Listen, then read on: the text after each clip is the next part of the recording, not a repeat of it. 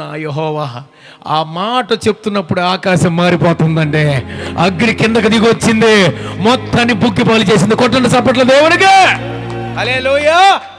ఇప్పుడు మీకు విషయం చెప్పనా, ఈ విషయం గుర్తుపెట్టుకో. కట్టెలు అనగా నీ పితరులు. ఎవరు?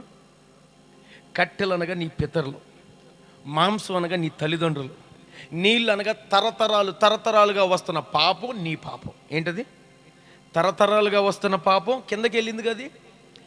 తరతరాల నుంచి వస్తున్న శాపం, పాపం, దోషం సమస్తం నీ పాపం అన్నీ కలిపి ఇప్పుడే అక్కడ ఏలియాగా నిలబడ్డాడు. కాబట్టే పరలోకం నుండి ఆకాశం తర్వాత అగ్ని కిందకు వచ్చేసిందండి. నేను నీకు చెప్తున్నాను, నీ ఇంట్లో దేవుని కోసం నువ్వు నిలబడ్డావు కాబట్టి, నీ ఇంట్లో దేవుడు నిన్ను కోరుకున్నాడు కాబట్టి, నిన్ను బట్టి దేవుడు పరలోకం నుంచి అగ్ని కిందకు దింపబోతున్నాడు. అది నీ మీదే కుమ్మరించబోతున్నాడు, అది నిన్నే మండించబోతున్నాడు దేవుడు.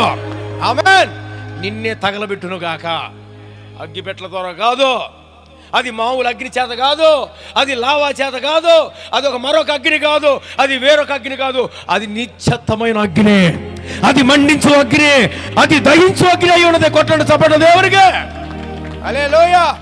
ఈ అగ్ని నీ ఇంటి పక్కన వాళ్ళని కూడా మండించిద్ది, నీ ఇంటి పక్కన వాళ్ళని మండించిద్ది, అందరిని రగిలించిద్ది, అందరిని దేవుని కోసం నిలబెట్టిద్ది.